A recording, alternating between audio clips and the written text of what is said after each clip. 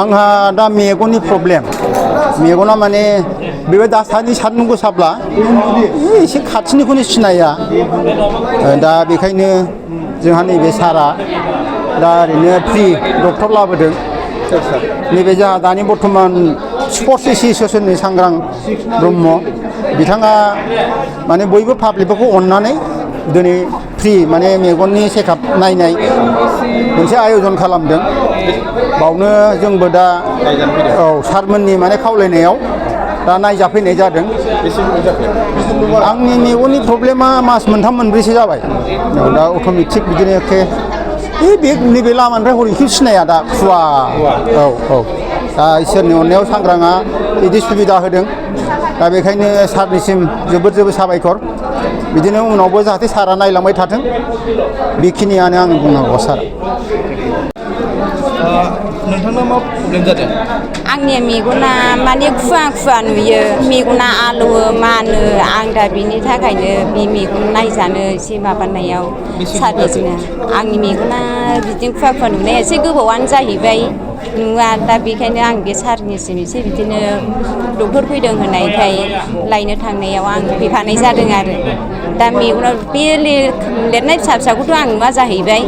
दा नै ग्लासाव माबा ससमा देखायदों बेखौथ' आङो फार्स्टनिफ्रायनो मोनथामसिम सोलायबाय आरो नैबे दानिया लास्टआव एसे मोजांसिन नुनाय मोन्दों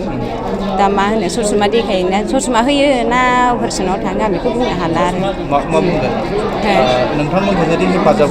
होदों मा जोंखौ बेबायदि नायनायनि हेफाजाब होनायनि थाखाय सारनिसिम गोजोननाय थाबाय जोङो नायबाय थादों जोंनि ओनसोलाव गोबांथार सुबुंफ्रानो मेगननि बेरामाव गोलैनानै दं आरो गाव गावनि रांखान्थि हालोदफ्राबो मोजां नङा बिनि थाखायनो बिथांमोनहा अपारेसन बा मोजां सिकित्सा लानो हाया जोङो दा बेखौ नुनानैनो बिथांमोनखौ माबाफोर हेल्प खालामनो हायो नामा बिनि थाखाय माखासे खोथा सानबाय थानाय जादों दा जोङो दिनैहाय इन्डिपेन्डेन्स डे भारतनि उदांस्रि सानखौ लोब्बा लाखिनानै मोनसे फ्रि मोनसे आइ चेकआप केम्प बानायनाय जादों आरो बेवहाय जाय जायखौ अपारेसन खालामनांगौ आरो अपारेसन खालामोबा बिथांमोनहा नुफिननो हागोन दा बिथांमोनखौ जोङो रबिबाराव लानानै थांगोन आरो समबार खालि बिथांमोनखौ अपारेसन खालामनानै लाबोनाय जागोन आरो बेल' नङा